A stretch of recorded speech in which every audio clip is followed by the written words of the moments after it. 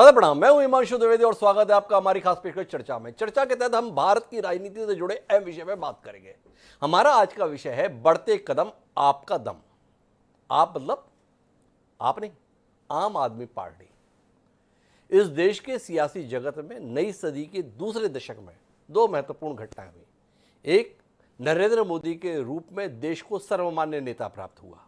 सर्वमान्य इसलिए क्योंकि तकरीबन 3 दशक के बाद इस देश ने स्पष्ट जनादेश राष्ट्रीय सरकार के संदर्भ में दिया था। और दूसरा महत्वपूर्ण जो घटनाक्रम है वो है आम आदमी पार्टी के उदय के रूप में। अन्ना आंदोलन के तहत आम आदमी पार्टी का जन्म हुआ। अरविंद केजरीवाल जो अन्ना हजारे के मजबूत साथी थे, उन्होंने इस पार्टी की स्थापना की। उनके साथ कई चेहरे भी शामिल हुए थे। हालांकि सफ़र जो लंबा चला उसमें कई चेहरे वक्त के साथ साथ छिटकते चले गए, लेकिन मनीष सिसोदिया एक चेहरा ऐसा रहा जो आज भी उतनी ही मजबूती के साथ अरविंद केजरीवाल के साथ खड़ा दिखाई देता है। महत्वपूर्ण पहलू है वह यह कि आम आदमी पार्टी ने अपनी स्थापना के बाद 1 साल बाद होने वाले चुनाव में ही कमाल की सफलता हासिल की। दिल्ली विधानसभा में उन्होंने 28 सीटों के साथ सबसे बड़ा राजनीतिक दल होने का गौरव प्राप्त किया। कांग्रेस के साथ मिलकर सरकार भी बनाई, सरकार चली नहीं। दोबारा जब वह चुनाव में गए तो दिल्ली की जनता ने, जो देश की राजधानी है, इस कदर जनादेश दिया कि विपक्ष का सूपड़ा ही साफ हो गया। वो सिलसिला जो शुरू हुआ वो अब तक बरकरार है। दिल्ली में विपक्ष विहीन आम आदमी पार्टी विधानसभा में दिखाई देती है। गिनती के विधायक अन्य पार्टियों के हैं, पर आम आदमी पार्टी ने जिस किस्म की भी कार्यपद्धति को अपनाया उसको लेकर तमाम विवाद भी रहे। अरविंद केजरीवाल के कामों के संदर्भ में भी विवाद रहे, उनके तौर तरीकों को लेकर बहुरूपिया और जाने क्या क्या भी कहा गया। लेकिन इन सब आलोचनाओं के इतर सत्य यह है कि आम आदमी पार्टी ने अपने जनाधार का लगातार विस्तार किया है। पंजाब में वह पहले ही चुनाव में मुख्य विपक्षी दल का दर्जा हासिल करने में पिछली बार कामयाब रही और इस बार कांग्रेस की प्रमुख चुनौती के तौर पर उसे देखा जा रहा है। उत्तराखंड और गोवा में चुनाव होने जा रहे हैं, वहां पर भी तीसरी ताकत के तौर पर आम आदमी पार्टी की उपस्थिति को महसूस कर रहे हैं। हम ये कार्यक्रम आज इसलिए कर रहे हैं क्योंकि कल एक महत्वपूर्ण घटनाक्रम घटित हुआ। दिल्ली के बाद चंडीगढ़ के संदर्भ में भी ये माना जाता है कि वहां पर बड़े पढ़े लिखे सुशिक्षित लोगों का समूह मतदाताओं के तौर पर मौजूद है।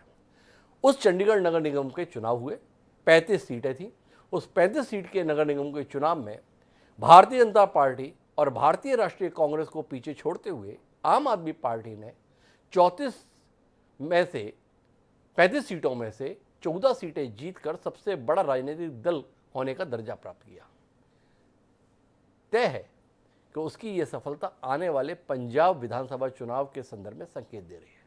तो आज हम इस कार्यक्रम में इसी बात पर बात करेंगे कि आखिर ऐसा क्या आम आदमी पार्टी का मॉडल है जिसके तहत उसकी सफलता उस दौर में विस्तार ले रही है जब तमाम राष्ट्रीय दल सिकुड़ते हुए से महसूस हो रहे हैं, चाहे वो भारतीय राष्ट्रीय कांग्रेस हो, चाहे कम्युनिस्ट पार्टियां हों, चाहे अन्य राजनीतिक दलों की भी बात करें।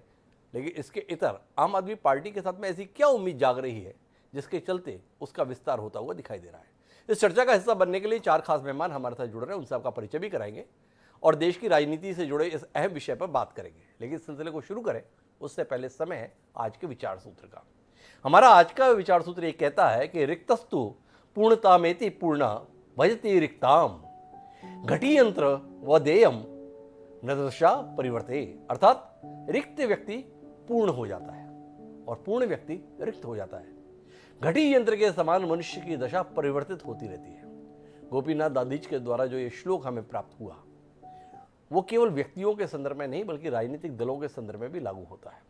जो राजनीतिक दल कल महत्वपूर्ण थे वो आज महत्वपूर्ण महसूस नहीं हो रहे हैं। जो कल अस्तित्व में भी नहीं थे वो आज बेहद महत्वपूर्ण नजर आ रहे हैं। इसी आलोक में अपनी चर्चा को आगे बढ़ाते हैं। इस चर्चा का हिस्सा बनने के लिए हमारे साथ में कांग्रेस पार्टी के वरिष्ठतम नेताओं में शुमार कैप्टन अजय यादव जी है। कैप्टन अजय यादव जी कई बार के विधायक हैं, कई सालों तक मंत्री रहे हरियाणा के अंतर्गत। दिल्ली से सटे हुए गुड़गांव क्षेत्र से 5 लाख से भी ज़्यादा वोट हासिल करने में उस दौर में सफल रहते हैं जब मोदी लहर चल रही होती है। तो कैप्टन अजय यादव हमारे साथ हैं। हमारे साथ में अमित अरोड़ा दीवान जी हैं, प्रवक्ता है भारतीय जनता पार्टी के। आम आदमी पार्टी अगर चुनौती बन रही है तो वो भारतीय जनता पार्टी के लिए बन रही है। दिल्ली जो भाजपा का गढ़ हुआ करता था, उस दिल्ली में अपने लिए दर दर घूमने को अगर विवश कर दिया तो वो आम आदमी पार्टी है। क्यों है समझेंगे। घनेंद्र भारद्वाज जी भी हमारे साथ में हैं। जिस आम आदमी पार्टी पर आज हमारी चर्चा केंद्रित है उसके राष्ट्रीय प्रवक्ता है, वह हमारे साथ है, और साथ ही इन सबके बीच में निष्पक्ष टिप्पणी देने के लिए वरिष्ठ पत्रकार प्रेम कुमार जी भी हमारे साथ हैं। चर्चा की शुरुआत कैप्टन अजय यादव जी से ही करते हैं और कैप्टन अजय यादव जी से समझना चाहेंगे कि जब तमाम राजनीतिक दल भरोसा खो रहे हैं, इस देश के स्थापित राजनीतिक दलों के बीच में यह संकट आ गया है कि जनता को उनके प्रति भरोसा नहीं रह रहा, ऐसे दौर में आम आदमी पार्टी अपने प्रति भरोसा जगा पाने में कामयाब कैसे हो रही है? कैप्टन अजय यादव, जिनके पास 4 दशक से ज्यादा का राजनीति का अनुभव है, क्या नजरिया रखते हैं इसके संदर्भ में? देखिए, आम आदमी जो पार्टी है जी, चंडीगढ़ में भले ही उन्होंने जो है कुछ कामयाबी पाई है, लेकिन जिस प्रकार से इस बात को रखा जा रहा है कि आम आदमी पार्टी जो है पूरे उत्तरी भारत में अपने पांव पसार देगी, मुझे लगता नहीं है कि उत्तराखंड में जो है वो जिस प्रकार से ये बात प्रस्तुत की जा रही है, उत्तराखंड में मुझे लगता नहीं कि अपना वो खाता भी खोल पाएंगे। और जहां तक पंजाब है, ये बात ठीक है कि वो मुख्य विपक्षी पार्टी है, लेकिन उनके पास कोई ऐसा चेहरा नहीं है जिसको प्रस्तुत कर सकें या जिसको वो आगे कर सकें। और जहां तक हमारी कांग्रेस पार्टी है, हमारे पास जो है सभी चेहरे हैं, चाहे वो अपने जाखड़ साहब हों, चाहे वो चन्नी जी हों। आप जानते हैं कि पंजाब में 35% दलित वोट बैंक है और हमारे पास नवजोत सिंह सिद्धू जैसे लोग हैं, और बाकी जो जो जो जितने भी हमारी जड़ें जो हैं वो पंजाब में जितनी मजबूत हैं उतनी आम आदमी की पार्टी की नहीं है। उत्तर प्रदेश में आप देख लेना कि आम आदमी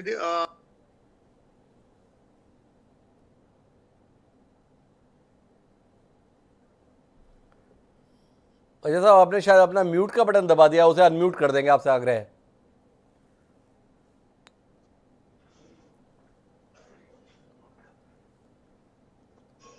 जी जी जी। मुझे लगता नहीं आम आदमी जो पार्टी है उत्तर प्रदेश और गोवा में भी आप देख लेना, गोवा में जो है भले ही जो है ये लोग डिफेक्शन से टीएमसी ने वहां कुछ लोग लिए हैं, लेकिन अगर आप देखेंगे बूथ लेवल तक कांग्रेस की जड़ें काफी वहां गोवा में भी मजबूत है। मैं अजय यादव साहब बीच में आपको रोकने के लिए माफी चाहूंगा, मेरा ये सवाल नहीं है, मेरा सवाल थोड़ा इतर है। मेरा सवाल आपसे यह है कि जिस पार्टी के पास 137 साल का इतिहास है, उसके पास भरोसे का संकट है जनता के बीच। शिरोमणि अकाली दल 100 साल से ज़्यादा पुराना इतिहास है, उसके पास में भी भरोसे का संकट है। कम्युनिस्ट पार्टियां, उनके पास में भी तकरीबन 175 साल का इतिहास है, भरोसे का संकट है। आम आदमी पार्टी, जिसके 10 साल भी पूरे नहीं हुए, दहाई में भी नहीं है, वो इतने कम समय में इतनी उम्मीदों को कैसे जगा पा रही है? ये सवाल है आपसे। समझना ये चाहता हूं आपसे, आपके राजनीतिक तजुर्बे के आधार पर, कि आखिर ऐसा क्या है कि पहली बार वो चुनाव में जाते हैं, पंजाब में मुख्य विपक्षी दल का दर्जा हासिल हो जाता है उन्हें। शिरोमणि अकाली दल 100 साल पुरानी पार्टी खेत हो जाती है, भारतीय जनता पार्टी देश में लहर चल रही है, खेत हो जाती है। और आप जितने बड़े चेहरों के अपने संदर्भ में बता रहे, उनके होते हुए भी चंडीगढ़ में आम आदमी पार्टी पहली बार उतरी, भाजपा का मेयर हार गया स्टैंडिंग आम आदमी पार्टी के हाथों, 14 सीटें जीत पाने में कामयाब रहे। आखिर आम आदमी पार्टी को यह सफलता क्यों मिल रही है? इस पर आपका राजनीतिक अनुभव कुछ कहेगा, ये जानने में दिलचस्पी है। आपकी पार्टी का क्या है, ये तो इतर विषय है। आम आदमी पार्टी इतना कैसे हासिल कर रही है, इसे क्या आप समझ पा रहे हैं? चंडीगढ़ का जो पैमाना है, देखिए जो म्युनिसिपल कॉर्पोरेशन के इलेक्शन है जी, उसको आप राष्ट्रीय प्रवेश में या राज्य प्रवेश में आप नहीं ले जा सकते हैं। पंजाब में आप देखिए एक वैक्यूम था विपक्ष का, क्योंकि अकाली दल जो है वो धरातल पे आ गया था, और आज के दिन जो है अकाली दल और बीजेपी वो धरातल पे हैं। तो जो मुख्य तौर पे जो विपक्षी जो रोल है वो लोगों ने जो है आम आदमी पार्टी को दिया। लेकिन जितना इनको पंजाब के अंदर जिस प्रकार से इनके विधायक टूट के कांग्रेस में गए हैं, आपने देखा होगा किस तरीके से करीबन 6-7 जो ऐसे विधायक थे जो जाकर कांग्रेस में मिल गए, और एक तरीके से एक लाइन सी लग गई थी। तो और जिस तरीके से अब केजरीवाल जी एक चेहरा है दिल्ली के अंदर, जी। लेकिन जहां तक सवाल है आपका पंजाब के अंदर इनके पास कोई चेहरा नहीं है। जो चेहरा जो है अपना नवजोत सिंह सिद्धू या जाखड़ या चन्नी जिस प्रकार से काम कर रहे हैं पंजाब के अंदर, जिस तरीके से वो अपना कार्य कर रहे हैं, तो मुझे चौड़ा लगता साहब, नहीं जो है कि नाम आप बता रहे हैं वो किसका काम कर रहे हैं, वो किसका काम लगा रहे हैं, यही देश नहीं समझ पा रहा है। सिद्धू जी चन्नी के खिलाफ काम कर रहे हैं या भाजपा के खिलाफ काम कर रहे हैं या अकाली के खिलाफ काम कर रहे हैं, ये भी लोग नहीं समझ पाते हैं। लेकिन बहरहाल हमारी चर्चा के केंद्र में सिद्धू, जाखड़ या चन्नी नहीं है। हम तो आम आदमी पार्टी के इस उभार को समझना चाहते हैं। और अमित अरोड़ा दीवान जी मेरे साथ में है, उस राजनीतिक दल से ताल्लुक़ रखते हैं जो इस समय देश की नहीं बल्कि दुनिया की सबसे बड़ी राजनीतिक पार्टी होने का दावा करती है। जब भाजपा अपने चरम पर है, उस दौर में आम आदमी पार्टी का इस कदर उभार किस दृष्टि से देखती है, जानने में दिलचस्पी है। थोड़ा दीवान जी रोशनी देंगे आप कि आम आदमी पार्टी के उभार को आप किस रूप में देखते हैं?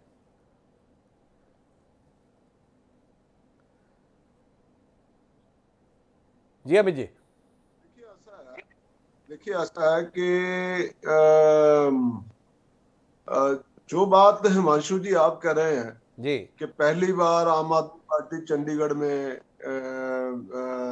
चुनाव लड़ी, जी आप भूल रहे हैं कि आम आदमी पार्टी पहले लोकसभा चुनाव लड़ी, वहां बुरी तरह से पराजित हुई। जी तो ये पहला चुनाव नहीं है आम आदमी पार्टी का।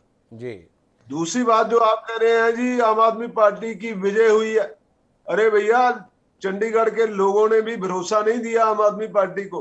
जी 19 सीटें चाहिए थी जी पूर्ण बहुमत के लिए, जी लेकिन 14 सीटों पे अटक गए। जी अब आप मुझे ये बताओ कि आप मुफ्त मुफ्त मुफ्त करके आप लोगों को लालच देंगे, जी तो मुफ्त में तो आपका टीवी चैनल भी नहीं चलता। जी आप बिना पगार लिए क्या इस चैनल की एंकरिंग करेंगे? जी तो ये आप देखो ना, लोगों को झूठ परोसना। जी आप देखोगे मुफ्त 20,000 लीटर मुफ्त आपको पीने का पानी देंगे, अरे भैया चंडीगढ़ नगर निगम के दायरे में ही नहीं है, जी क्योंकि वो जो वहां का गवर्नर है उसके अंडर आता है, ये एक्ट में ही नहीं है, आप लोग दे ही नहीं सकते। कल को आप धरने लगाओगे गवर्नर के जहां जाके। तो बात ये है कि आप झूठ परोस कर लोगों को गुमराह नहीं कर सकते, इसीलिए चंडीगढ़ के लोगों ने आपको बहुमत नहीं दिया। सबसे बड़ी बात आम आदमी पार्टी साहब, की मैं कोई बीच आइडियोलॉजी में दीवान साहब मैं बीच में रोकना चाहूंगा। एक तो मैंने जो उल्लेख किया था पहली बार का, वो नगरीय निकाय चुनाव के संदर्भ में किया था कि पहली बार नगरीय निकाय चुनाव लड़ रही है आम आदमी पार्टी, उसने 14 सीटें जीती। आपकी बात एकदम सटीक है कि भाई पूर्ण बहुमत तो नहीं दिया, 19 सीटें चाहिए थी, 14 पे अटक गए, बहुत अच्छी बात। पर भाजपा कहां भटक गई आम आदमी पार्टी के मुकाबले? इस पर भी तो कुछ कहिए। आपका तो पूर्ण बहुमत था, जनता ने आपको क्यों खारिज कर दिया? लोकसभा में बहुत प्रचंड बहुमत के साथ आपका उम्मीदवार सांसद चुना गया था, देश में मजबूत सरकार आप चला रहे हैं। तो जानने में दिलचस्पी है कि चंडीगढ़ के लोग तो बड़े पढ़े लिखे, बड़े जागरूक, बड़े ही कर्मठ माने जाते हैं।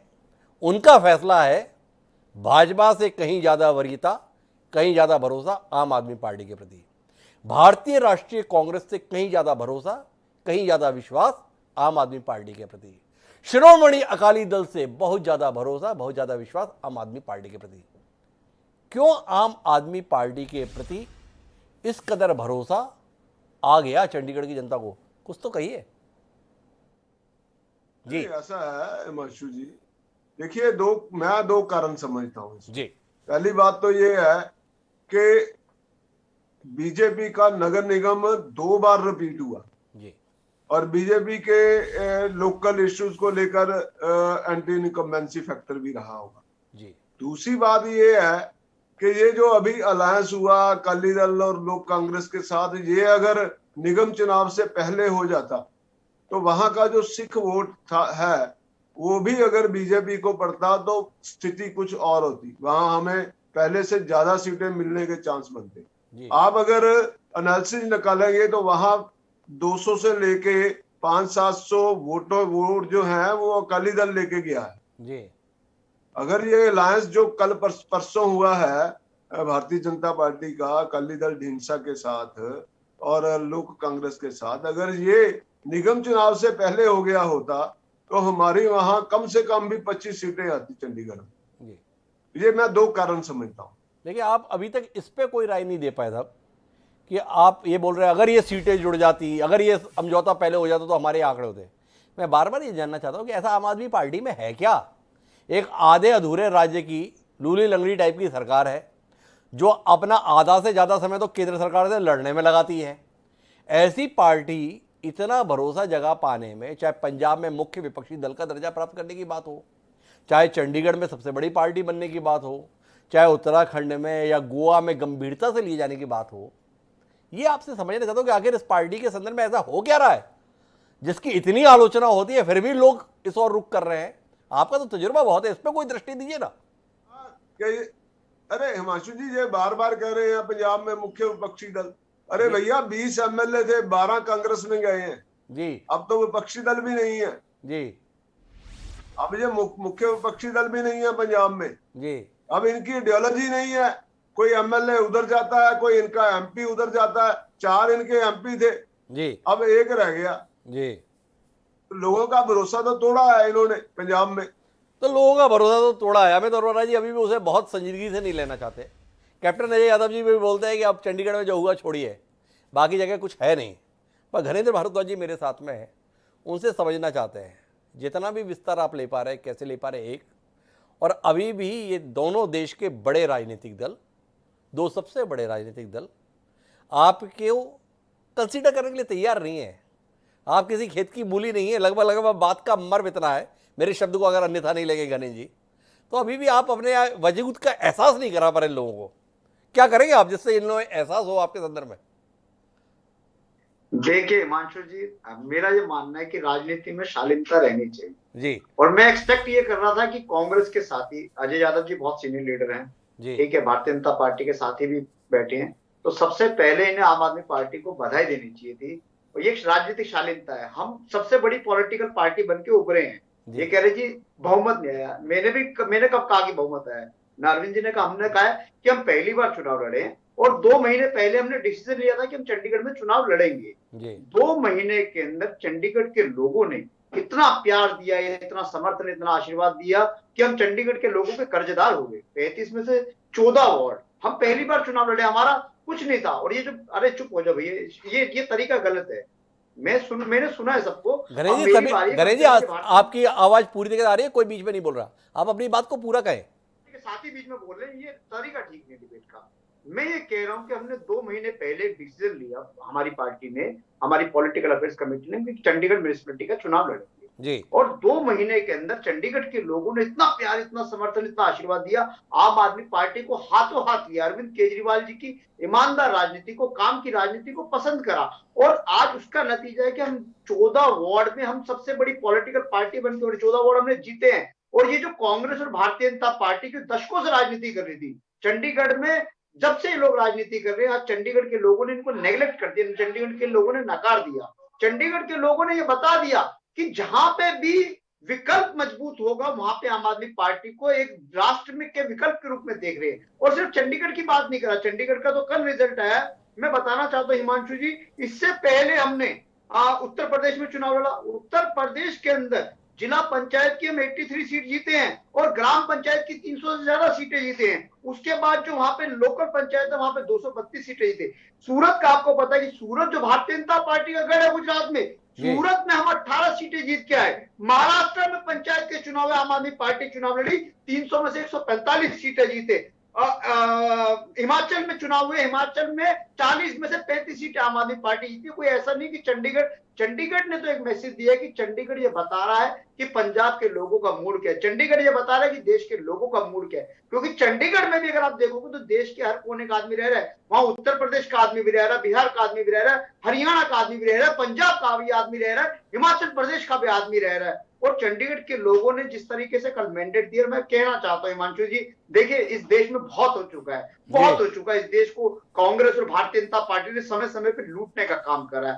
आज देश के लोगों को ईमानदार राजनीति पसंद आ रही, काम की राजनीति पसंद आ रही है। Arvind Kejriwal model of governance लोगों को समझ में आ रहा है। और Arvind Kejriwal model of governance क्या है, मैं हिमांशु जी थोड़ा सा आपको बताना चाहता हूँ। Arvind Kejriwal model of governance ये कह रहा है कि जहां आम आदमी की बात हो रही है, आम आदमी के अधिकार की बात हो रही है, महिला को उसका सम्मान मिले, किसान को उसकी फसल का उचित दाम मिले, नौजवान को रोजगार मिले, आम आदमी पार्टी यही तो कर रही है। बार बार हमारे साथी कहते जी फ्री, अरे फ्री हमारा कुछ नहीं है भैया, ये देश का पैसा, लोगों का पैसा है, जनता का पैसा लेके हम जनता को सुविधा दे रहे हैं। मैं गणेश जी बीच में रोकना चाहूंगा आपको। आपने जो इतनी भी बात कही, आपके दावे में और विपक्ष की आलोचना में महीन सा अंतर है। आपने आरोप लगाया भारतीय राष्ट्रीय कांग्रेस ने और भारतीय जनता पार्टी ने लूटने का काम किया है, और इन दोनों पार्टियों का आपके तौर तरीकों को लेकर आरोप है कि आपने लुटाने का काम किया है। दिल्ली एक ऐसा मॉडल है जिसमें आवक बहुत ज़्यादा है, तो कुल मिला के आपने उसका फ़ायदा उठाया है, मुफ्त मुफ्त मुफ्त का एक मॉडल बनाया है, और उस मुफ्त के मॉडल के माध्यम से देश की जनता को बहकाने का काम किया है। जिस राज्य में भी माननीय अरविंद केजरीवाल जी जा रहे हैं, लुटाने के संदर्भ में घोषणाएं बेशुमार करते जा रहे हैं। आवक का अता पता नहीं है, पर जावक के संदर्भ में ऐलान हो रहे हैं। दिल्ली में चल गया, क्योंकि दिल्ली व्यापारिक दृष्टि से जीएसटी का पैसा इतना ज़्यादा आता है, एक काम चल गया आपका। बाकी राज्यों की ज़मीनी हालात अलग हैं। कुछ कहेंगे इस पर? यह मुफ्त मुफ्त मुफ्त की राजनीति देश को बर्बाद तो नहीं कर देगी? हिमांशु जी सुन लीजिए, देखिए देश, आम आदमी पार्टी जो जनता का पैसा, जनता टैक्स दे रही है। देखिए आप, अरविंद जी ने भी कहा कि नेताओं को 4000 यूनिट बिजली मिलती है हर महीने, लेकिन कोई आवाज नहीं होती। लेकिन गरीब आदमी को 200 यूनिट बिजली दे दो तो आवाज हो जाती है। इस देश में अडानी अंबानी जैसे कॉर्पोरेट्स के लाखों करोड़ रुपए के एनपीए माफ हो जाते हैं, तब देश में कोई आवाज नहीं आती। लेकिन अरविंद केजरीवाल महिलाओं की यात्रा फ्री करते हैं तो फिर आवाज शुरू हो जाती है।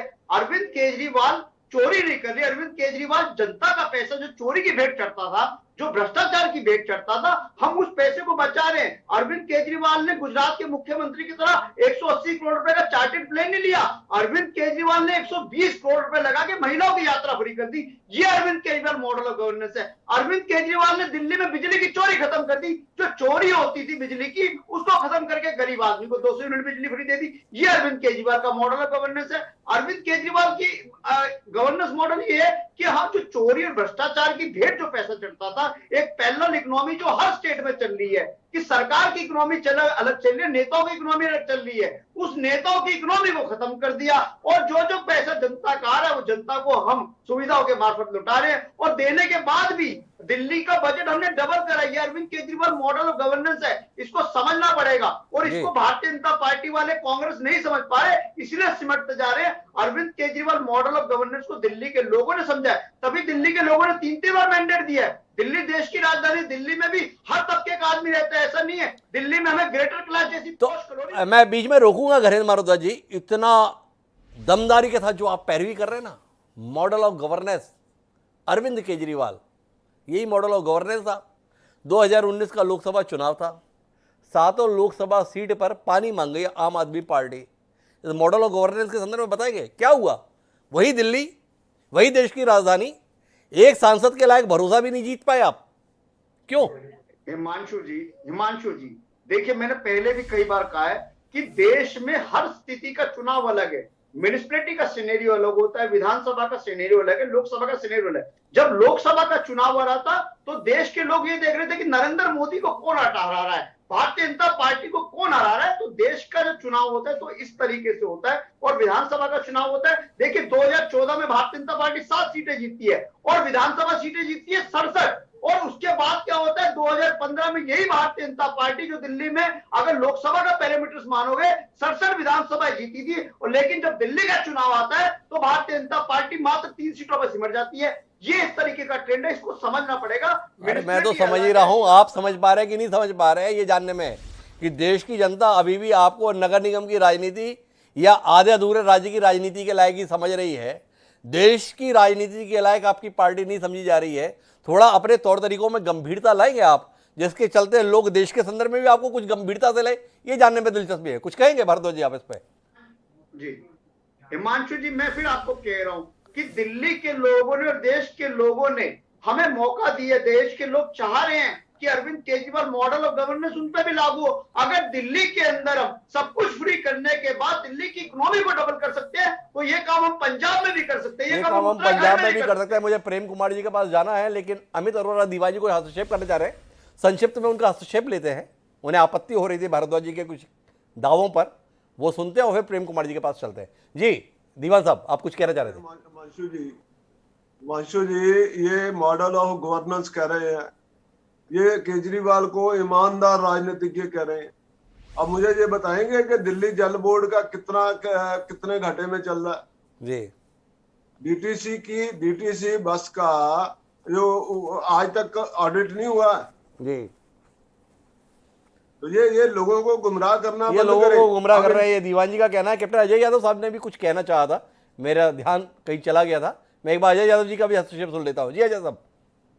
जी कैप्टन साहब। देखिए, मेरा ये इनसे ये पूछना है जी कि जब हमारी शीला जी की गवर्नमेंट जी। गई, उसके बाद मेट्रो का इन्होंने क्या 1 किलोमीटर भी इन्होंने बढ़ाया? जी। पब्लिक ट्रांसपोर्ट की हालत आप देख लीजिए। पब्लिक ट्रांसपोर्ट की हालत ये है कि इन्होंने आज तक बसें नहीं खरीद पाए जी।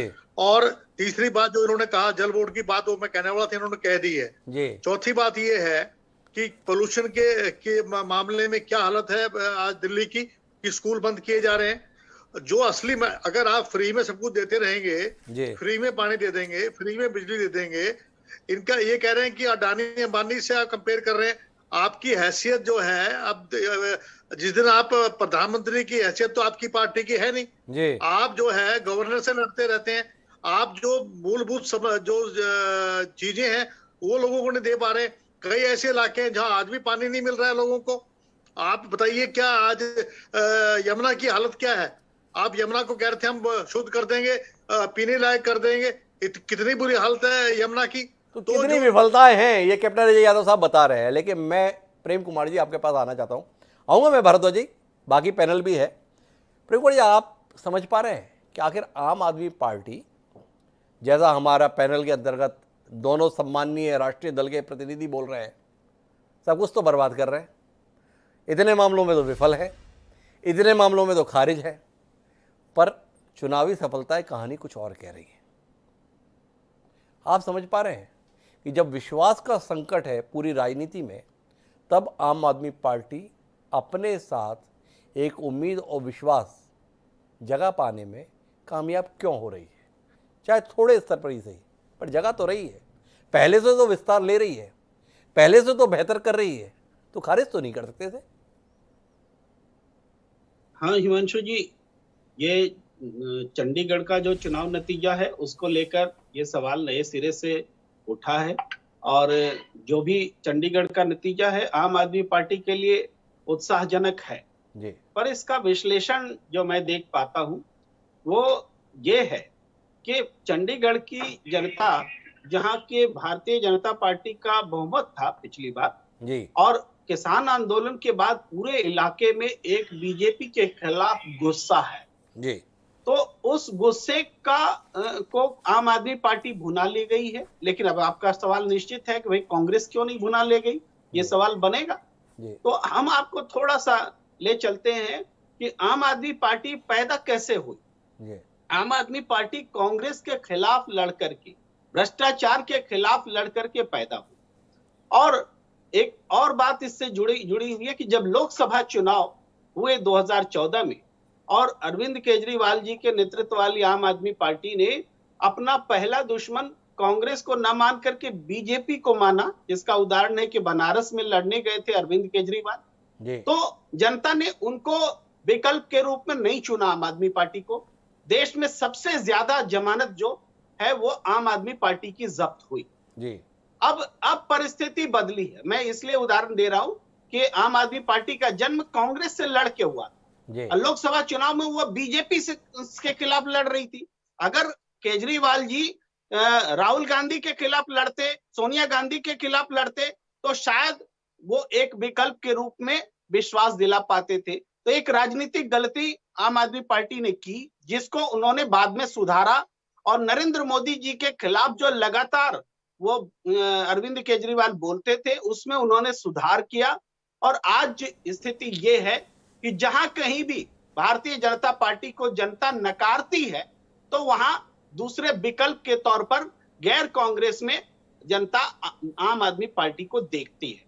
चंडीगढ़ चूंकि शहरी इलाका है और वहां बीजेपी के विरुद्ध आक्रोश दिखा है और आप देखेंगे वोट प्रतिशत में भी ऐसा नहीं है, वोट प्रतिशत तो सबसे ज्यादा कांग्रेस का है वहां इस चुनाव में, उसके आम आदमी पार्टी तीसरे नंबर पर है वोटों के प्रतिशत में। तो शायद घनेंद्र जी इस पर आपत्ति जता रहे हैं, चलिए अगर मैं गलत कह रहा हूं तो मैंने टाइम्स ऑफ इंडिया में उसकी पूरी देखी है वोट परसेंटेज, 29.8 कांग्रेस के लिए, 29.3 बीजेपी के लिए और आम आदमी पार्टी के लिए 27।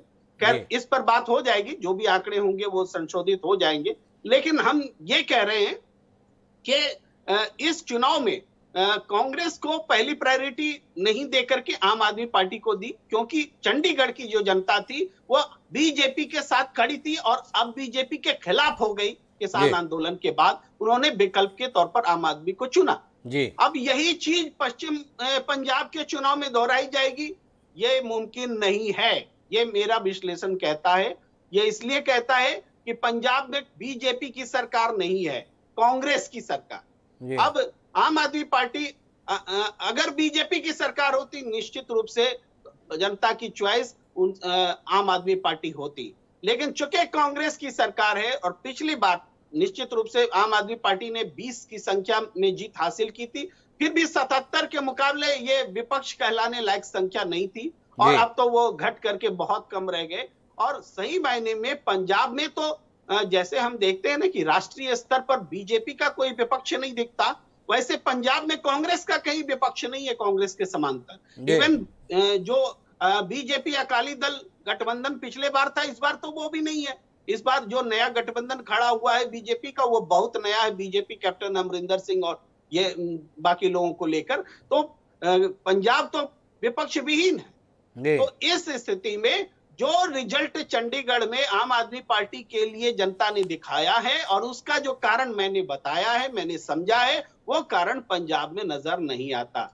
ये मैं आपको कंक्लूड कर रहा हूं। मैं पंजाब के संदर्भ में नहीं जाना चाहता प्रेम कुमार जी, समझने की बात यह है कि आपने इतना कह के इस नतीजे को निकाला कि लोगों में नाराजगी थी भाजपा के प्रति किसान आंदोलन के चलते, वो नाराजगी आम आदमी पार्टी को समर्थन के तौर पर व्यक्त हो गई। पर सवाल यह है कि इस देश में राजनीतिक दलों की कमी नहीं है। चुनाव आयोग के पास अगर पंजीकृत दलों की सूची देखने के लिए जाएंगे 200-250 से ऊपर राजनीतिक दल हैं। आम आदमी पार्टी के प्रति इतना भरोसा, जैसे उल्लेख घनेंद्र भारद्वाज जी कर रहे थे सूरत के संदर्भ में, चंडीगढ़ के संदर्भ में भी ये बात है, आप इनकार नहीं करेंगे। अगर आप उत्तराखंड में घूमेंगे तो वहाँ पर कांग्रेस भाजपा के बीच में आमने सामने का मुकाबला रहता है, लेकिन आम आदमी पार्टी को लेकर सवाल हो रहे हैं, उपस्थिति दर्ज हो रही है। गोवा के संदर्भ में बात करेंगे तो गोवा में टीएमसी और आम आदमी पार्टी की भूमिका को लेकर एक कौतूहल है। आपसे ये जानने में दिलचस्पी है सुधी पत्रकार होने के नाते कि आखिर आम आदमी पार्टी में ऐसा क्या है जिसके चलते वह अपने आप को ऐसे दौर में जब स्थापित लोग अप्रासंगिक हो रहे हैं, वो अपने आप को प्रासंगिक जाहिर कर पा रही है। वो भी तब कर पा रही है जब अन्ना आंदोलन के तमाम बड़े चेहरे अरविंद केजरीवाल पर व्यक्तिगत आरोप लगाते हुए अपने आप को किनारे कर लिए, चाहे वो प्रशांत भूषण है, चाहे वो योगेंद्र यादव हैं, चाहे कुमार विश्वास है, चाहे किरण बेदी हैं, मतलब तमाम लोग छिटक गए जो वस्तुतः एक टीम थे। फिर भी चल रहा है मामला, कैसे चल रहा है? बिल्कुल हिमांशु जी, इसमें आम आदमी पार्टी उन तमाम लोगों के हटने के बावजूद पहले से अच्छा प्रदर्शन करके और दूसरी बार और अच्छे बहुमत के साथ, लगभग वैसा ही बहुमत आम आदमी पार्टी सत्ता में आई। उसने निश्चित रूप से जिस फ्रीबीज की जो आलोचना कांग्रेस और बीजेपी कर रही, लेकिन जनता इसको नापसंद नहीं कर रही। ये जो जनता को जितने फ्रीबीज के नाम पर दिए जा रहे हैं वो अमाउंट निश्चित रूप से घनेंद्र भारद्वाज जी सही कह रहे थे कि जो हमारे देश के पूंजीपतियों को के एनपीए माफ किए जाते हैं, जो हजारों करोड़ का घोटाला होता है, जो लोग पैसे लेकर विदेश चले जाते हैं, उस अमाउंट के सामने तो कुछ भी नहीं है। तो जनता इसको उस रूप में नहीं लेती, एक बात है। दूसरी बात यह है कि मैं फिर से कहूंगा कि राजनीतिक रूप में जो लोग कांग्रेस को हटा करके बीजेपी को लेकर आए, या जो लोग आज बीजेपी से परेशान हो गए उनका प्रयोग देख करके बीजेपी के सत्ता में आने के बाद, तो एक वर्ग जिसको कि जो न कांग्रेस को चाहता है न बीजेपी को चाहता है, उस जगह को भरने के लिए आम आदमी पार्टी की तरफ देखता है। तो यही वजह है कि जो गणेंद्र भारद्वाज जी बता रहे हैं कि इसके बावजूद कि 2014 में आम आदमी पार्टी को विफलता मिली, लेकिन आज गुजरात से उनके पास में कुछ रिजल्ट है बताने को, गोवा से रिजल्ट है बताने को, कर्नाटक से रिजल्ट है बताने को, उत्तर प्रदेश से रिजल्ट है बताने को। तो इसलिए है क्योंकि वो गैप जो कि न तो कांग्रेस को चाहती है न बीजेपी को चाहती है, वो विकल्प के रूप में किसी तीसरे की तलाश कर रही है। विकल्प के तौर पर तो अपने प्रति विश्वास जगा पा रही है आम आदमी पार्टी। लेकिन मैं कैप्टन अजय यादव जी के पास जाना चाहता हूं। बहुत बड़ी विरासत के उत्तराधिकारी है कैप्टन अजय यादव जी। उनके पिता भी बहुत बड़े राजनेता होते थे, हरियाणा के राजनेता, वित्त मंत्री रहे हरियाणा के कैप्टन अजय यादव साहब। सवाल ये है कि कुल मिलाकर चाहे नई पार्टी है या पुरानी पार्टी है, देश को ले जाना कहाँ चाहती है। अरविंद केजरीवाल पढ़े लिखे व्यक्ति हैं, प्रशासनिक अधिकारी रहे, अन्ना आंदोलन के माध्यम से इस देश में बड़ी उम्मीद जगाई, पर सत्ता में आने के बाद कर क्या रहे? उत्तराखंड जाते हैं। फेरिस्त गिनाता हूँ कैप्टन अजय यादव साहब आपके साथ साझा करते हुए। उन्होंने कहा कि हर परिवार को उत्तराखंड में 300 यूनिट फ्री बिजली देंगे। फिर उन्होंने कहा जितने भी बेरोजगार युवा हैं उत्तराखंड के, सबको सरकारी नौकरी देंगे या नौकरी देंगे, और जब तक नौकरी नहीं मिलेगी 5,000 रुपए बेरोजगारी भत्ता देंगे। फिर उन्होंने कहा कि प्रत्येक महिला को 1,000 रुपए महीना देंगे। आपसे जानना चाहता हूं, आप तो वित्त मंत्री रहे हैं, किसी भी राज्य के ऐसे संसाधन हैं जिसके तहत इस प्रकार की घोषणाओं को अमल में लाया जा सके और देश भी तरक्की करे, राज्य भी तरक्की करे, सब तरक्की करे? और अगर ये सब संभव है तो फिर हम सबको जरूरत क्या है कामकाज करने की? जब 5,000 रुपये बेरोजगारी भत्ता मिल सकता है तो काम करने की जरूरत क्या? हर महिला को 1,000 रुपये मिल रहे हैं तो जरूरत क्या? मुफ्त बिजली मिले, मुफ्त पानी मिले, तो कुल मिला के काम करने की जरूरत किसे रहेगी? थोड़ा आपसे दृष्टि मिले, हम किस राजनीति की ओर बढ़ चले। देखिए, आर्थिक रूप से दिवालियापन लाने की बात है जी। आप देखिए हरियाणा जो मेरे ख्याल से हरियाणा का बजट जो है वो पंजाब से भी ज्यादा है जी। हम लोग भी इतने पैसे नहीं दे पाते हैं। तो इस प्रकार के जो ये जो यानी कि इस प्रकार के वायदे कर रहे हैं, उनको मालूम है कि उनको वहां आना तो है नहीं जी। लेकिन वो जो धर्म निरपेक्ष जो वोट्स हैं जी, उसमें जो है उनका मकसद ये नहीं है कि सत्ता में आना है जी। उनका मकसद केवल एक ही है कि किस प्रकार से कांग्रेस जो है वो सत्ता में नहीं आया। वो बीजेपी की बी टीम के रूप में चाहे गोवा में हो चाहे उत्तराखंड में हो, बीजेपी की बी टीम के रूप में काम कर रही है। उसी प्रकार से टीएमसी कर रही है, बजाय इसके कि वो बीजेपी को नुकसान पहुंचाए। वो धर्मनिरपेक्ष जो पार्टी है कांग्रेस, उसको जो है नुकसान पहुंचाने का उनका मकसद हो गया है। उसमें चाहे उनको उनको मालूम है कि वो जिसे कहते हैं ना हसीन सपने जो होते हैं वो सपने दिखा रहे हैं, लाल के हसीन सपने जो होते हैं वो दिखा रहे हैं। और ये उत्तराखंड के लोग बड़े समझदार हैं, इनकी बातों में आने वाले नहीं है। और मैं आपको आज बता देता हूं, उत्तराखंड में अगर कोई मुकाबला है तो बीजेपी के साथ है। तो ये जो है आम आदमी पार्टी कहीं नहीं है। पंजाब में अगर कोई मुकाबला है तो हमारा हम इसमें समझ में है कि अकाली दल जो है वो बिल्कुल नीचे चली गई है, बीजेपी बिल्कुल नीचे चली गई है, आम आदमी के पार्टी के पास कुछ बचा नहीं है। तो इनके ये बताइए कि इनके 12 विधायक छोड़ के क्यों चले गए जी? इनके अगर इतना भरोसा, क्योंकि इनके पास कुछ एक बार बताइए, आप कब तक आम आदमी पार्टी के 12 विधायक क्यों छोड़ के चले गए इसकी चिंता करेंगे, या आपकी सरकार रहते हुए आपके इधर विधायक छोड़ कर क्यों जा रहे हैं इसकी भी कोई चिंता करेंगे? कैप्टन अमरिंदर सिंह क्यों चले गए? आज भी कांग्रेस के बाजवा जी के भाई सब जो है बीजेपी में चले गए। थोड़ी चिंता इस संदर्भ में भी तो कीजिए अपनी पार्टी के संदर्भ में। कैप्टन अमरिंदर सिंह जी जो हैं जी, वो मुख्यमंत्री रहे 4.5 साल जी। क्या एक भी विधायक अपने साथ लेके जा सके पंजाब में जी? क्या बल्कि हमारे पास विधायक आ रहे हैं जी। तो आप ये सोच लीजिए कि लोगों की जो आस्था है जी, अब ये जो किसान यूनियन है ये भी बीच में आ गए। अब तो हॉटपॉट काम हो गया है। और अगर कोई सबसे ज्यादा वोट बैंक है तो कांग्रेस के पास है। और चाहे वो कैप्टन अजय यादव जी की बात का मर्म यह है कि दिल्ली में जो भी कुछ हो, पर आम आदमी पार्टी अब भाजपा की बी टीम के तौर पे काम कर रही है। मुझे जाना है अमित अरोड़ा दीवान जी के पास में इस मैनेजमेंट को समझने के लिए, इस युति को समझने के लिए। लेकिन घरेंद्र भारद्वाज जी अचानक बेचैन हो गए कैप्टन अजय यादव जी की बात सुन के। तो पहले उनकी बेचैनी को सुन लेते हैं, फिर दीवान साहब के पास चलते हैं कि क्या गठबंधन है केजरीवाल के साथ में, जैसा अजय यादव जी की बात से लग रहा है। पहले भारद्वाज जी की बात। जी भारद्वाज जी।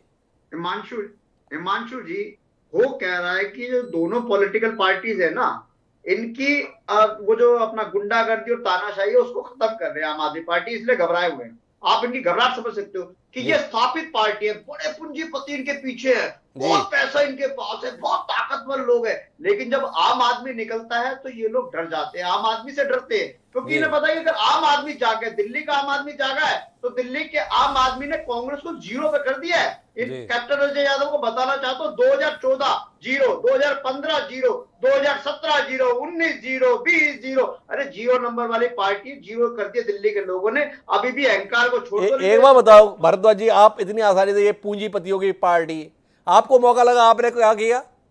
राज्यसभा भेजने की बात आई, कुमार विश्वास से लेकर तमाम आपके समर्पित कार्यकर्ता टापते रह गए। दिया किसे? नारायण दास गुप्ता, सुशील कुमार गुप्ता, सबको पता है। तो इसके संदर्भ में कुछ कहेंगे? आपने कोई कसर छोड़ी पूंजीपतियों के संदर्भ में? हिमांशु जी, हमारी पार्टी ने इनकी तरह अडानी अंबानी की दलाली नहीं करी। ये अडानी अंबानी के दलाल हैं, अडानी अंबानी के पेरोल पे है, अडानी अंबानी इनको चलाते हैं। कांग्रेस और भारतीय जनता पार्टी एक ही सिक्के के दो पहलू है। तो कोई बात नहीं भारद्वाज जी, अडानी अंबानी के संदर्भ में आप जो कह रहे हैं, ऐसे ही आरोप जिनको आपने राज्यसभा में भेजा वो आपको चलाते हैं, ये बातें भी आपके विपक्षी कहते हैं। लेकिन मैं वापस अमित अरोड़ा दीवान जी के पास आता हूँ और दीवान जी आपसे समझना चाहता हूँ कि कैप्टन अजय यादव जी को ऐसा लगता है कि जो धर्मनिरपेक्ष शक्तियाँ हैं उनके मत विभाजन के लिए अब इस्तेमाल का औजार है आम आदमी पार्टी, इसलिए आप अपनी सुविधा के तहत उसको प्रोत्साहित करते हैं। मोदी जी से टकराव का रास्ता अरविंद केजरीवाल छोड़ चुके हैं, उन्हें समझ में आ गया कि वो नरेंद्र मोदी का विकल्प नहीं हो सकते हैं। तो इसके एवज में अब आप उनके साथ मिलकर कांग्रेस विरोधी षड्यंत्र को अंजाम देते हैं। क्यों करते हैं आप ऐसा? अपनी पार्टी पे भरोसा नहीं आपको, जो आपको आम आदमी पार्टी की मदद लेनी पड़ती है? देखिए हिमांशु जी, मैं इनकी वास्तविकता बता रहा हूँ जी। आम आदमी पार्टी, अब आपने बात उत्तराखंड की जी, अब आप पंजाब की बात कर रहे हैं जी। देखो ये केजरीवाल जी उत्तराखंड में जाते हैं, कहते हैं एक मौका केजरीवाल को, पंजाब में आते हैं कहते हैं एक मौका केजरीवाल को जी। अब ना तो चेहरा इनके पास उत्तराखंड में है जी सीएम का, और ना ही पंजाब में है। अब ये बात करते हैं अंबानी अडानी की। अरे भैया, आपको पता नहीं है जो आज बंदा आपने शामिल किया है ना आम आदमी पार्टी में, कुलवंत सिंह जी, जो चंडीगढ़ से है, मोहाली से, उसका फार्म हाउस जो है वो अंबानी से ज्यादा बड़ा है जी। आपके भगवंत मान का फार्म हाउस जो है वो अडानी से ज्यादा बड़ा है जी। तो पहले आप पंजाब के अंबानी अडानी खत्म करो जी। दूसरी बात, ये कह रहे हैं जी ईमानदार है, इन्होंने एक जलंधर वेस्ट से एक व्यक्ति को टिकट दी, वो धारा 302 का पर्चा है उसके ऊपर जी, 307 का पर्चे हैं उसके ऊपर। नकली शराब की फैक्ट्री में वो पकड़ा गया था, नकली शराब बनाने में, उसका पर्चे हैं उसके ऊपर। तो ये ऐसे दागी व्यक्ति जो है अपनी पार्टी में ले रहे हैं, तो ये कहते हैं हम ईमानदार। क्या ये अधिकार केवल भारतीय जनता पार्टी के पास है जिनके ऊपर आरोप रहे और फिर भी उनको लिया जाए? ये केवल दीवान जी भारतीय जनता पार्टी के पास ही प्रॉक्सी है, इसकी अथॉरिटी है, इसके अलावा और किसी को लेने का अधिकार नहीं है कि आरोप है तो भी आप ले लें? एक तो बात जानने में आपसे ये है। दूसरा आपसे जानने में दिलचस्पी है कि आपने जो दावा किया कि उत्तराखंड में गए तो बोले एक मोदी, एक मौका और केजरीवाल, पंजाब में आए तो एक मौका केजरीवाल, इनके पास चेहरा नहीं है। तो ये तो आपने जो बात कही इससे तो अजय यादव जी की बात की पुष्टि होती है। सब कुछ भाजपा और आपका मिला जुला है। केजरीवाल जो कर रहे हैं आपसे ही तो सीखे हुए हैं भाई। माननीय नरेंद्र मोदी जी बंगाल गए, मोदी जी सामने हैं, आधे से ज़्यादा राज्यों में आप चुनाव लड़ते किसके नाम पर है? माननीय नरेंद्र मोदी जी के नाम पर। अब वही काम अगर आम आदमी पार्टी कर रही है अपना चेहरा केजरीवाल लेकर, तो आपको शिकायत हो रही है, पर सिखा तो आप ही रहे, तो फिर शिकायत कैसी? जी दीवान जी। हिमांशु जी, नहीं, नरेंद्र मोदी जी देश के प्रधानमंत्री हैं जी, बल्कि वो आज वो एक विश्व के नेता बन चुके हैं जी। आज वो न्यूयॉर्क में भी जाते हैं तो वो पूरे हिंदुस्तान को रिप्रेजेंट करते हैं जी। अब केजरीवाल के मन में एक शंका जो है वो घर कर गई है कि मैं तो यूनिवर्स का लीडर बनना चाहता हूं जी। अब उसको यूनिवर्स का लीडर कौन बनाए जी। तो कुल मिला के देश के प्रधानमंत्री हैं तो वो किसी भी राज्य में जाके अपने आप को चेहरे के तौर पर प्रस्तुत कर सकते हैं, पर केजरीवाल देश की राजधानी के मुख्यमंत्री हैं तो क्या उनको इतना अधिकार नहीं मिल सकता? दीवान जी, ये एक और सवाल आपसे, फिर मैं भारद्वाज जी के पास चलता हूं। नहीं, दिल्ली के लोगों का टैक्स जो है उसको बर्बाद कर रहे हैं। पंजाब में जितने न्यूज़पेपर हैं उसके ऊपर करोड़ों रुपए का खर्चा कर रहे हैं दिल्ली के टैक्स पेयर्स का जी। ये वही उत्तराखंड में ये काम हो रहा है। उत्तराखंड के जो न्यूज़पेपर्स हैं, गोवा के जो न्यूज़पेपर्स हैं, उनमें दिल्ली के टैक्स पेयर्स का पैसा खर्च कर रहे हैं। नीचे लिखा होता है दिल्ली सरकार। बहुत तकलीफ है दीवान साहब को, ये केजरीवाल कर क्या रहे हैं, पर ये तकलीफ तब क्यों नहीं होती है जब देश की केंद्र की सरकार, नरेंद्र मोदी जी की सरकार तमाम सम्मान निधि के नाम पर 6,000 रुपये सालाना दे रही है, वो मुफ्त की श्रेणी में नहीं आता है। पर अगर दिल्ली में रहने वालों को कुछ यूनिट बिजली फ्री मिलती है तो दीवान जी को लगता है ये टैक्स पेयर के साथ ठीक नहीं हो रहा। अगर 20,000 लीटर पानी मिल रहा है तो वो भी ठीक नहीं हो रहा है। लेकिन इस रोशनी के बीच में भारद्वाज जी आपके पास मैं वापस रुक करता हूँ। बार बार आप इस सवाल के घेरे में रहते हैं, दिल्ली का मॉडल देश के बाकी राज्यों का मॉडल नहीं हो सकता, दिल्ली का सिस्टम बाकी देश का सिस्टम नहीं हो सकता। आप अभी तक पंजाब के संदर्भ में, उत्तराखंड के संदर्भ में या गोवा के संदर्भ में वहां के जमीनी हालात को लेकर कोई कार्य योजना दे पाने में नाकाम है। क्या कहते हैं इस संदर्भ में आप? देखिए, जो आपने कहा, ये बार बार जो लोग कह रहे हैं पंजाब में कैसे करोगे, मैं पंजाब का आपको बताऊं जी। पंजाब के अंदर ट्रांसपोर्ट माफिया, पंजाब के अंदर लीकर माफिया, पंजाब के अंदर ड्रग्स माफिया, पंजाब के अंदर रेत माफिया, इसकी इकोनॉमी पता है कितनी है? तो इससे चोरी होती है वो लाखों करोड़ रुपए की चोरी होती है। और अगर महिलाओं को, अगर हर पंजाब की महिला को अगर 1,000 रुपए देंगे तो उसमें पता है कितना खर्चा आ रहा है? मात्र 600 करोड़ रुपए। हम लाखों करोड़ रुपए जो रेत माफिया लेके जा रहा है, जो ट्रांसपोर्ट माफिया लेके जा रहा है, जो ड्रग्स माफिया लेके जा रहा है, हम उस पैसे को बचाने के लोगों में देंगे।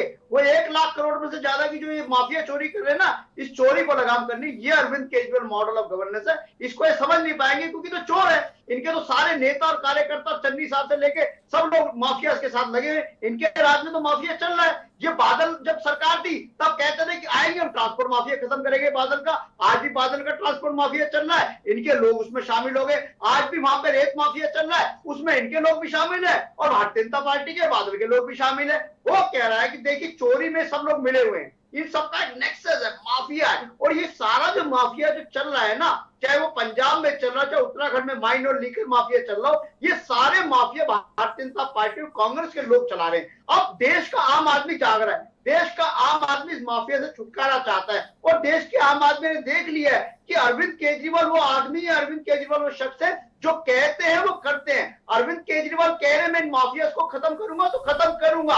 अरविंद केजरीवाल कह रहे हैं कि मैं इस माफिया। भारद्वाज जी, थोड़ा आप दावे में जल्दबाजी नहीं कर दे रहे हैं? देश का आदमी जान गया है, देश का आदमी अब ये चाहता है। अरे 2 साल पहले देश में ही चुनाव हुए थे, कुल जमा 1 सीट आई 545 की लोकसभा में। उस 1 सीट के जीतने पर और चंडीगढ़ में कुल जमा 14 सीटें जीतने के साथ में आप देश की आवाज हो गए। थोड़ा अचरज नहीं होगा? आपकी सफलता को लेकर चर्चा जरूर है, पर अभी सफलता आपके उस मुकाम पर नहीं पहुंच गई है जिसमें देश की आवाज आम आदमी पार्टी के तौर पर स्वीकार कर ली जाए। दीवान साहब को कुछ आपत्ति थी, एक बार उनके हस्तक्षेप को सुनते हैं और फिर आम आदमी पार्टी के संगठन पर बात करने के लिए प्रेम कुमार जी के पास चलते हैं। जी दीवान जी। डॉक्टर हिमांशु जी, ये पंजाब के माफिया की याद आ रही है इनको जी।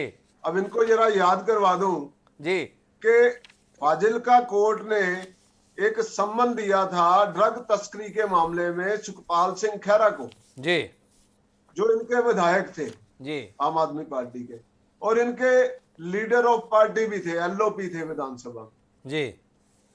अब तब इनको माफिया याद नहीं आया जी। अब उनके खिलाफ ड्रग तस्करी का केस है, फाजिल्का कोर्ट ने सम्मन जारी किया हुआ जी। तो क्या वो माफिया, उनका माफिया, वो ड्रग तस्करी, वो उनको नजर नहीं आती? उनके खिलाफ कितनी बार ये बोले, अब तो वो कांग्रेस में चले गए हैं। आम आदमी पार्टी का तो आप सहम मानिए ना कि उन्हें जो है माफिया पसंद नहीं है। देखिए माफिया जैसे आप बता रहे हैं वो कांग्रेस में चला गया, आप ही बता रहे हैं, तो कुल मिलाकर अभी उनके दावे करने की स्थिति है। लेकिन मैं प्रेम कुमार जी थोड़ा आपसे बतौर पत्रकार समझना चाहता हूं। भारतीय जनता पार्टी की पहचान संगठन है, उनके पास में एक सुव्यवस्थित संगठन होता है जो उनकी स्ट्रेंथ के तौर पर परिलक्षित होता है देश में। भारतीय राष्ट्रीय कांग्रेस के संदर्भ में कैप्टन अजय यादव जी भी इत्तेफाक रखेंगे कि संगठन के स्तर पर चीजें बेहतर नहीं होती है, लेकिन एक विचार है और एक परिवार है जिसके आधार पर कांग्रेस पार्टी इस देश में आज भी हर गांव में अपनी उपस्थिति दर्ज कराती है। लोग हैं जो कांग्रेसी विचार के साथ में जुड़े हुए हैं, पीढ़ियों से चले आ रहे हैं। कम्युनिस्ट पार्टी के पास संगठन होता था, अब कम्युनिस्ट पार्टी कहां रह गई हमें नहीं पता है, यह हालात है। पर आम आदमी पार्टी की भी पहचान संगठन है। उसके संगठन के संदर्भ में कोई दृष्टि आपके पास है कि क्या तरीका उनके पास है जब तमाम पार्टियों के संगठन ध्वस्त हो रहे हैं, वो व्यक्ति या परिवार के स्तर पर सिमट रहे हैं, उसके बीच में आम आदमी पार्टी संगठन के तौर पर अपनी उपस्थिति कैसे दर्ज करा पाती है उन इलाकों में भी जहां पर कोई नाम लेवा भी नहीं था? हाँ हिमांशु जी, बिल्कुल। आम आदमी पार्टी इस मायने में बाकी पार्टियों से, हालांकि बीजेपी तो काफी आगे है जी, लेकिन जो आज के जमाने में जो सोशल मीडिया है उसका इस्तेमाल करने को लेकर के या छोटे छोटे स्तर पर लोगों से जुड़ने को लेकर के इनोवेटिव आइडियाज के साथ अगर मैदान में कोई है तो भारतीय जनता पार्टी भी है और आम आदमी पार्टी भी है। तो आम आदमी पार्टी ने लगातार दिल्ली में खास करके अपने आप को साबित किया कि जनता से उनका कनेक्ट है, बना हुआ है और जनता को एड्रेस करने के लिए कौन से नारे बुने जा सकते हैं। जो फ्रीबीज की बात कर रहे हैं, केवल आम आदमी पार्टी को हम अभी जरूर पैनल में भाजपा और कांग्रेस के नेता उनको गलत ठहरा रहे, लेकिन कांग्रेस और भाजपा के नेता भी तो फ्रीबीज की ही घोषणा कर रहे हैं। किसी भी चुनाव में किसी भी स्टेट में चले जाइए, उत्तर प्रदेश में भी वैसी ही घोषणाएं हो रही हैं। तो आम आदमी पार्टी ने जो रास्ता दिखाया उसको तो फॉलो दूसरी पार्टियां भी करने लगी, यह भी फैक्ट है। तो संगठनात्मक रूप में जैसे आपने कांग्रेस के बारे में कहा, तो ऐसा नहीं कि कांग्रेस का संगठन बहुत कमजोर हो गया है। कांग्रेस आज भी पूरे देश के हर हिस्से में उसके सपोर्टर, उसके शुभचिंतक मौजूद है। लेकिन हाँ, नैरेटिव के मामले में भारतीय जनता पार्टी ने अपने संगठन क्षमता के बल पर उनको कमतर साबित किया है।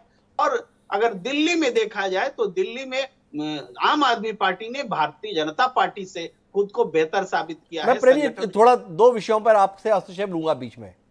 भारतीय जनता पार्टी का संगठन बहुत आगे है, ये आपने कहा, पर भारतीय जनता पार्टी के पास में राष्ट्रीय स्वयंसेवक संघ जैसा एक व्यवस्थित सामाजिक संगठन बैकबोन के रूप में मौजूद है।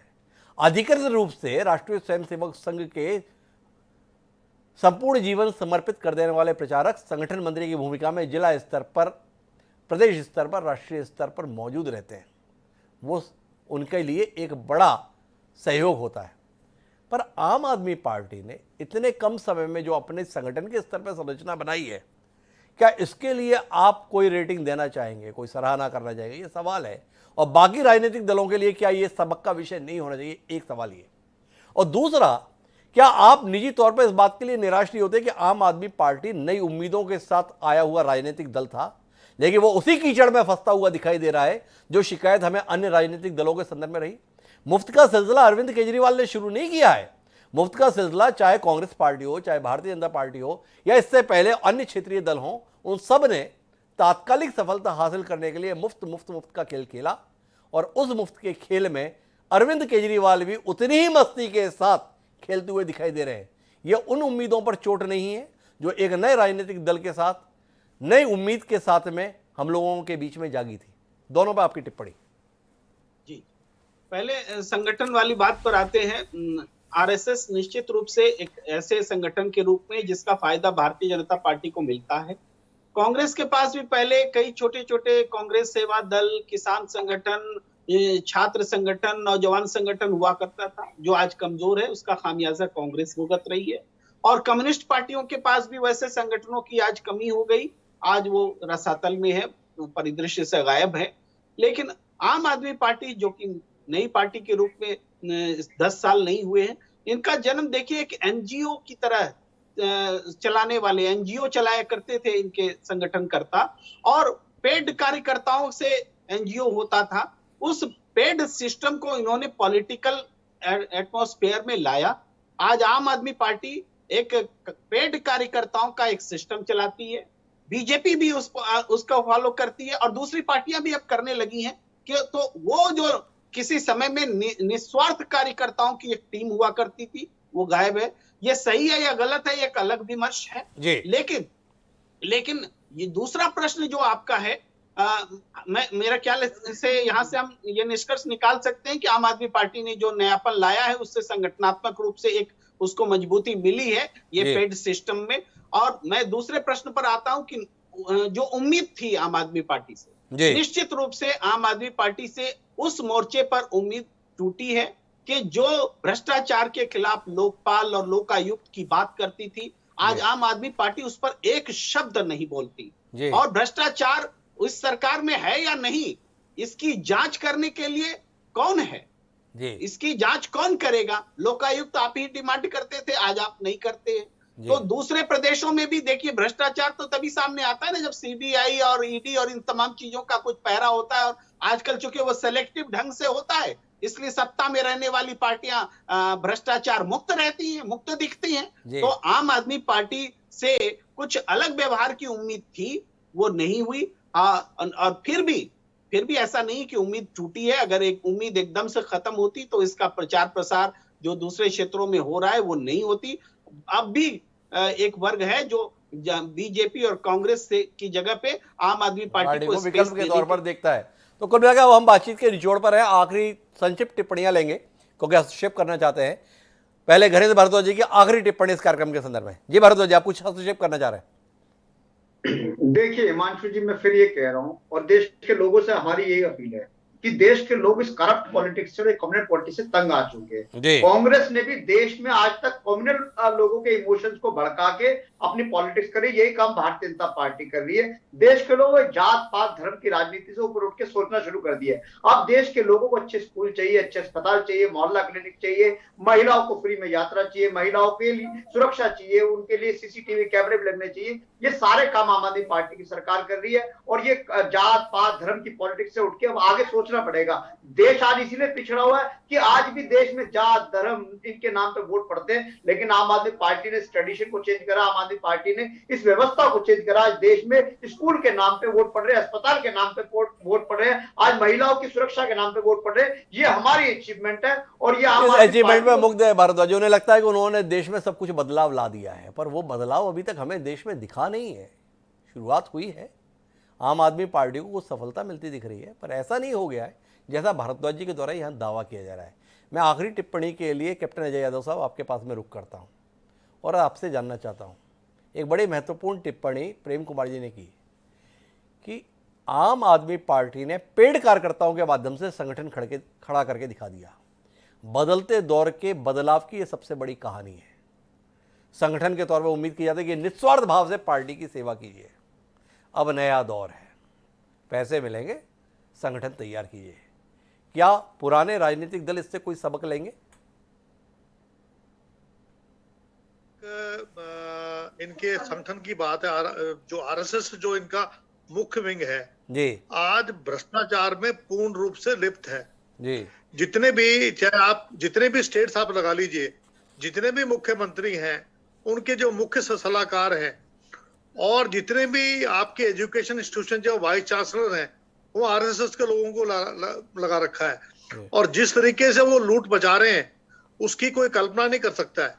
और जहां तक ये अभी कह रहे थे कि कांग्रेस के अंदर भ्रष्टाचार है, और ये अपने जो इनके अजय मिश्रा जी टेनी हैं उत्तर प्रदेश में, जिस व्यक्ति ने लोगों को जीप के नीचे रौंद दिया, किसानों को, उसको आज तक ये सत्ता में नहीं हटा से बेदखल नहीं कर पा रहे हैं, उसकी बात करें। और जहां तक सवाल है पंजाब का और उत्तराखंड में, ना तो चेहरा इनके भगवत मान जी, उनके बारे में आपको मालूम है कितना नशा करते हैं वो जी। इनके अलावा दूसरा जो व्यक्ति इनका जो सीएलपी लीडर है, आज तक वहां पर ये डिसाइड नहीं कर पा रहे हैं। इनके पास कोई चेहरा ना उत्तराखंड में है, ना पंजाब में, ना गोवा के अंदर है। तो मेरा ये कहना है कि इनका मकसद केवल एक ही है, जैसे मैंने पहले कहा था कि कांग्रेस को नुकसान पहुंचाना और बीजेपी को फायदा बढ़ाना, चाहे टीएमसी हो चाहे आपका ये तो कैप्टन अजय यादव साहब को ऐसा लगता है कि जहां जहां कांग्रेस की दुर्गति हो रही है वो इन क्षेत्रीय दलों के कारण हो रही है और ये क्षेत्रीय दल भाजपा के औजार बने हुए हैं। लेकिन क्या वस्तुतः ऐसा है? क्या कांग्रेस पार्टी का अपने आप को कमजोर करने में खुद कोई योगदान नहीं है? क्या कांग्रेस पार्टी को यह विचार करने की जरूरत नहीं है कि देश का सबसे पुराना राजनीतिक दल होने के बावजूद भी जनता का उसके प्रति इस कदर अविश्वास क्यों व्यक्त हो रहा है? लेकिन महत्वपूर्ण बात जो आज के कार्यक्रम के संदर्भ में है वो ये है कि आम आदमी पार्टी एक क्षेत्रीय राजनीतिक दल से राष्ट्रीय राजनीतिक दल के तौर पर अपनी स्वीकार्यता का विस्तार ले रही है। ये उन स्थापित राजनीतिक दलों के लिए सोचने का विषय होना चाहिए जिनके क्षेत्र सिकुड़ रहे हैं। क्या कुछ ऐसा है जिसमें नया राजनीतिक दल नए विस्तार को प्राप्त कर रहा है और स्थापित दल अपनी जमीन खो रहे हैं? क्या वो इस पर विचार करेंगे? इसके लिए हम इंतजार करेंगे। लेकिन आम आदमी पार्टी का सफ़र अभी बहुत लंबा है। सफलता जो मिली है वो विचार करने की है और बेहतर कर विस्तार लेने की है। अगर इस पर मुग्ध हो जाएंगे तो ये सफलता ऐसी नहीं कि इतिहास के पन्नों में जगह दिला देगी। अभी इतिहास बनाने के लिए बहुत कुछ पुरुषार्थ करने की आवश्यकता है। क्या वो ऐसा करेंगे? इसके लिए भी हम इंतजार करेंगे। लेकिन आप चारों मेहमानों का बहुत बहुत धन्यवाद इस चर्चा का हिस्सा बनने के लिए। समय है अब आज की प्रासंगिक पंक्तियों का। हमारा आज की प्रासंगिक पंक्तियाँ इस बदलाव को ही समर्पित है। इस देश के महान कवि हुए मैथिली शरण गुप्त, उन्होंने कमाल की पंक्तियाँ लिखी। वो पंक्तियाँ मुफीद हैं वर्तमान राजनीतिक हालात पर। उन्होंने लिखा कि संसार में किसका समय है एक सा रहता सदा, संसार में किसका समय है एक सा रहता सदा, है निशी दिवासी घूमती सर्वत्र विपदा संपदा, जो आज राजा बन रहा है रंग कल होता वही, जो आज राजा बन रहा है रंग कल होता वही, जो आज उत्सव मग्न है कल शोक से रोता वही। मैथिली शरण गुप्त ने वक्त किस कदर परिवर्तनशील है इसको व्यक्त किया अपनी कविता में। यह सबक है वर्तमान राजनेताओं और राजनीतिक दलों के लिए। आज की सफलता पर मुग्ध मत होइए। जो आज है कल नहीं रहेगा अगर आप समय रहते नहीं जीते। इसलिए जो सफलता मिली उसके कारण को समझिए, असफलता मिली तो उसके भी कारण को समझिए। समझ लेंगे तो समय अनुसार कदम उठा लेंगे, समय अनुसार कदम उठा लेंगे तो अपने आप को संभाल लेंगे। क्या वो ऐसा करेंगे? इसके लिए भी हम इंतजार करेंगे। लेकिन अब मुझे दीजिए इजाज़त, कल फिर मिलेंगे नए विषय के साथ। तब तक के लिए सादा प्रणाम।